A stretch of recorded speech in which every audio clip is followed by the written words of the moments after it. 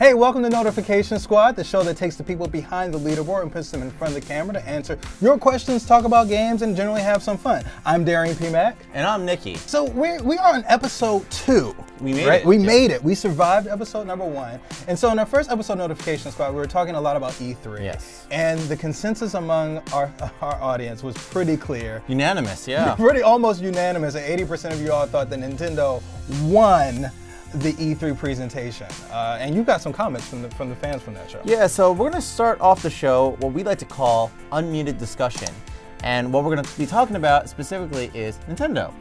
And introducing unmuted discussion, we've had several comments on our first Notification Squad episode.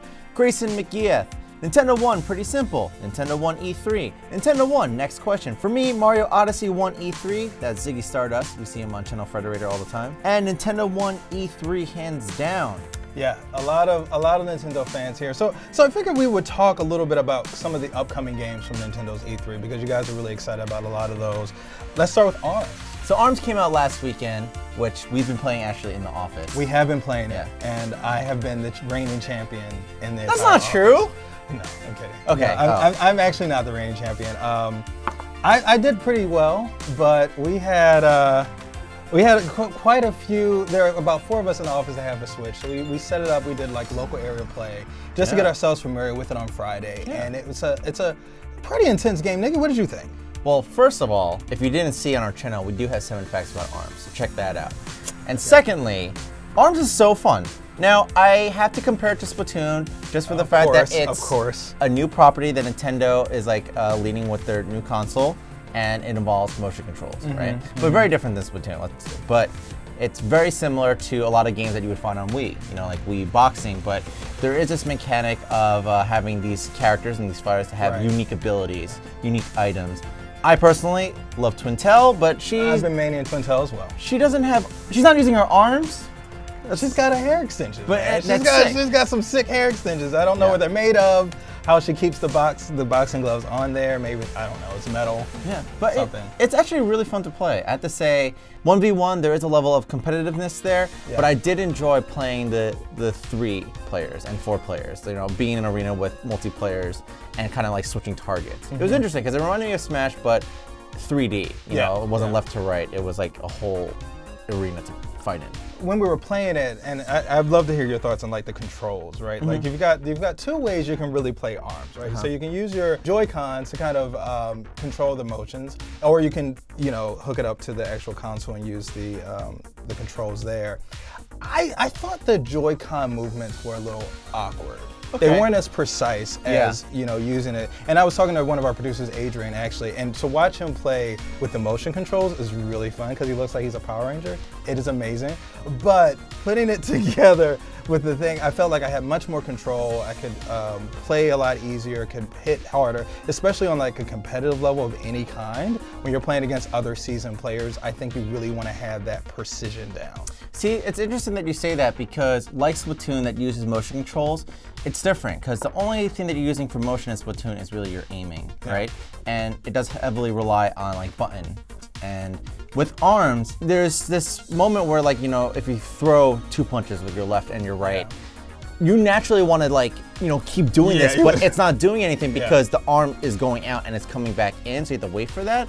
So I think this is a game that definitely plays better with the Joy-Cons connected, you know, and playing it as if you're playing with a controller versus motion. I think it is, like you said, a little awkward because of things like that. For a while, like it wasn't registering my blocks. Or I'm trying to go left and my hands are like this. And I'm like, I'm trying to go, I want to go this way, but I actually, you know, got a little limp wrist with this one, and it was horrible. But that's the thing about Nintendo. They like to incorporate these kinds and different ways to play, so it is a little more multi-dimensional than just playing with a controller versus your friend. Like, you know, why not punch Adrian in the face who's sitting across from you with your left Joy-Con?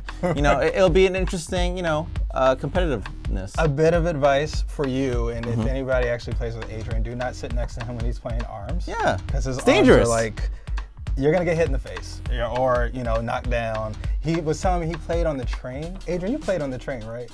Okay, I played on the train just to see how well the motion would work. Obviously, it doesn't work on the train, so I had to switch to controllers, which is better. I feel sad for all the people who were sitting next to him. The other games that were coming out, Splatoon, we talked a little bit about it, but I know you're super excited about Splatoon 2. Very excited. I didn't play the test fire. I only played it just like demo in the store, but I'm excited for it because there's so much in Splatoon 1 that I feel like you could make better, and I feel like they listened to all of that. The one thing that I was concerned about is the map, and there is a level of like having to press another button to view the map. But other than that, like, I just feel like they're just gonna make better weapons, better specials, and it's just gonna be fun. Like, that's definitely a game that, especially how it was set up on Wii U, that's a game that I want to play one player per console. I don't want to do a split screen. I think everyone, if you're playing like a whole round and you have a team, everyone needs to have their own console, their own Switch, just like how they debuted in the Switch trailer. Yeah. I think that makes a lot of sense, and it also reminds me of, I was reading an article on GameSpot where the folks, developers at Nintendo are really interested in esports, oddly enough. Although they don't call it esports at Nintendo, they call it competitive play. And so the idea of getting people, they're really interested in using the Switch to really be that, to spur its growth by being competitive, and I think that's an interesting take on it. Like the idea that Splatoon and you have ARMS, these games that are probably going to fuel the growth of the Switch into the future, and not so much just your Zeldas of the world and your single-player games, but that competitive play, because it's a mobile console, right? Like the idea is that you connect with other people and you play competitively, and they're using the word competitive in a way because they want it to be more accessible in the sort of esports. When we think of esports, we think of like hardcore gamers, folks who are spending hours and hours playing, but for them it's like competitive play, and you saw some of that at E3, right? Like you had the open invitational for Splatoon, and I haven't personally played Splatoon, but watching folks play Splatoon 2, it looks really incredible. Like you had mentioned, the Treehouse demonstration, Treehouse, that's like the perfect example of how you can like make events out of playing online together, or making an event out of like regionals, championship matches with games like Splatoon, and I would like to see how it would look with ARMS. Yeah, and there were two other major announcements, which was METROID, which I know a lot of people are excited about. We just got a splash screen. I'm excited for it. Like, don't get me wrong, and we wanted to talk about it last episode, but there wasn't much to talk about. We're still excited. It's just a splash screen. We're waiting for it. Like, okay, the font looked great. Yeah, the font was amazing. Right. We got a beautiful typeface at E3. But I love the series. I love 3, but also Mario Odyssey. A lot of people were excited about that. Taking over dinosaurs. It reminds me actually like Kirby in a little bit, where you like take control, not necessarily powers, but like you're like possessing, throwing the hat on. You get to be a dinosaur, you get to be these different enemies, and that's fun. So there was so much news, there's so much to talk about. Nintendo dropped a lot of stuff, as all did the major platforms at E3. But if you want to continue this conversation, chat with us on Discord. We just started a Discord server.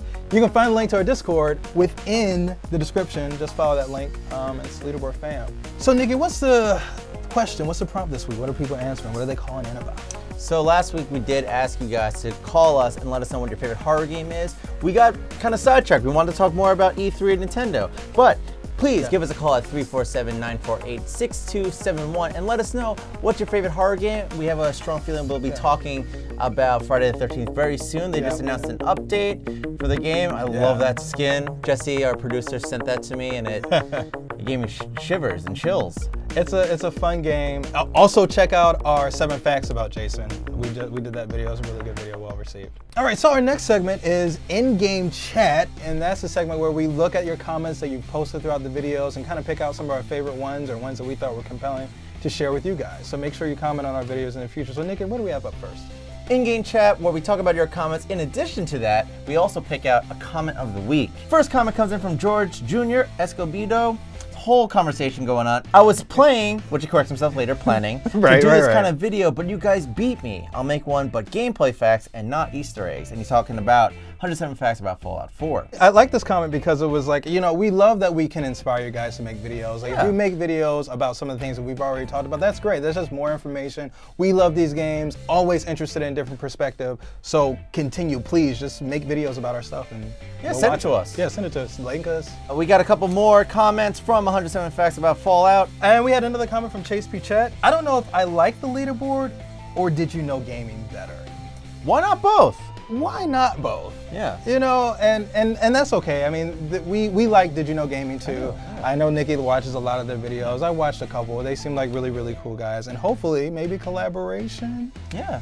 I just kind of like their format where they fade to black in the middle of their videos, Yeah, and it kind of like the music changes at that moment. Yeah. I don't know, it's something they established, and I'm a big fan of that. Marshall Lee the Vampire, finally something to make up for that shitty Fallout 3 video. I like this comment actually a lot, and I love the comments from you guys, even when they're critical, because it just helps us be better.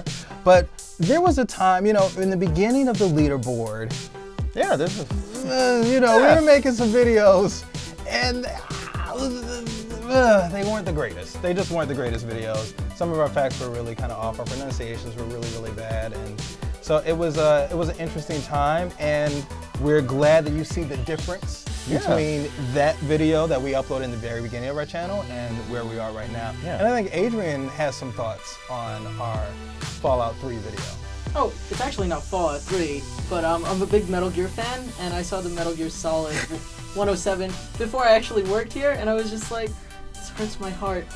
Oh, I want to redo it so bad. Yeah, so we're always trying to improve, right? Like that's the thing. Our goal is constant improvement on this. And you did say in the comments that it was a different team from a different time, and hopefully you guys don't necessarily forget it, but acknowledge our current state of video. Yeah. We're better. We have a squad now. Yeah, right. We got a squad. Notification. This next comment comes from Matthew K with 163 likes, and it comes from our 13 players you find in every Mario Kart race. 13? You can only have 12 in a single game, and 163 people agreed. They're like, what's the thing here? Yeah. We know we're only 12 players in every match, right? Like this is not. It's not an accident. It's not an accident when we put 13. We found 13 different personalities. And we did 13 players you find in every Overwatch match, but it actually started with 9 Splatoon players you find in every match, and we like to do that +1 because a lot of people are like, wait, are they like hacking the game? Are they adding an extra player? How are they doing this? And then early on in the video, you find out, oh, it's the kind of players you find in the game. So is it clickbaity? I don't know, but it's definitely something that. I mean, think about it the other way, right? Like, if we had to put all that in a title, it would be a super long title. Yeah, you're right. YouTube doesn't like that. Yeah. Another comment comes in from Overwatch Dark Secrets. Here's an unsolved mystery. Why does no one move the payload? I should leave. And it's so funny because I can totally relate to this, and a lot of people replied and said things like, yes, why? That shall forever remain a mystery till time itself dies. And it's just so funny because you're like, what are you doing? That's how whenever I found myself playing Overwatch and Splatoon. What is my team doing? Right, where are you guys? Yeah. Get on the payload. So it's just funny because it all depends on how, who you're playing with. Right, and right. I wish there was other things than saying, I need healing. I would be like, yeah, that wheel. I need you to be on the payload. Yeah, I would just be blasting the mic, being like, right. And ending in-game chat, we like to throw it over to the comment of the week, and this one just resonates with us so much. Yeah, it resonates with us. This is from Dawn Matheson on our 107 Fallout 4 facts video. And she said, 107 sounds excessive, but okay, it worked. I clicked, I'm here. And that's exactly the point. You know, 107's, a lot of people ask us, this is the #1 question that we get on pretty much all of our videos, why 107? And the answer, it's a prime number. It's a prime number. It's a prime number. It's not 100. You know, we've done a great job in the past couple of years establishing this series and kind of like landing it onto your YouTube feed and getting you guys to watch. So thank you, Dawn, for watching. Hopefully you watch more. Moving on to our next segment is Fan Roundup, where we shout out you guys in the comments who are part of the squad. So here on screen are our squad leaders. These are the folks who were the first to put Notification Squad on some of our videos that we launched last week. And there's a special shout out in there. Alyssa, who is actually our social media person for all of our Frederator channels, and she actually hosts Notification Squad on Channel Frederator. And she does a whole bunch of other things. You might recognize her voice because she did something for the leaderboard, 7 Bendy and the Ink Machine facts. So if you missed that video, you might want to check that out too. Another special shout out, Rage Face Studios says, I'm sure there's another show called Notification Squad. And you actually responded, it's like, yes, it's on our sister channel called Channel Frederator. So now we're gonna go into one of my favorite parts of Fan Roundup, and it's how well do you know a game? We started this in our first episode of Notification Squad, and a lot of you guys answered the question, but unfortunately, there can only be one winner. And Nicky, who is that? So the first person to get it right was Such Intriguing Thoughts, who said, the game is Super Mario 64, boy. So the winner's gonna get a $10 gift card to Best Buy. Make sure you direct message us on Twitter and that's at the Leaderboard.net with your contact information so we can send you that information.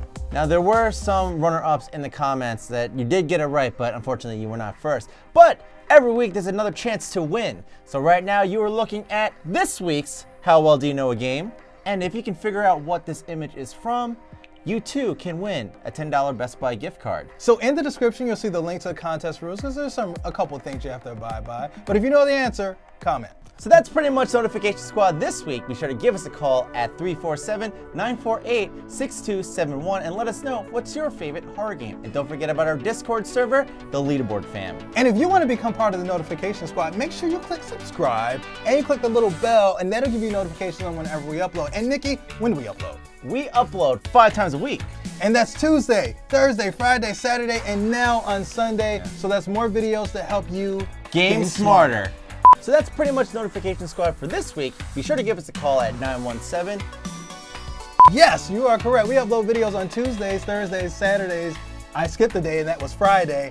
And now we upload on Sundays. So you can get all of the Notification Squad. No. And if you want to be part of the Notification Squad, no, I've got this. I've got it. Hit that bell. We upload 5 times a week, guys, and that's Tuesdays, Thursdays, Friday, Saturday, and now we upload on Sunday. More videos, more weeks. Papa John's. I was gonna say more videos. I'm sorry. You guys. 5 days a week. Papa John's.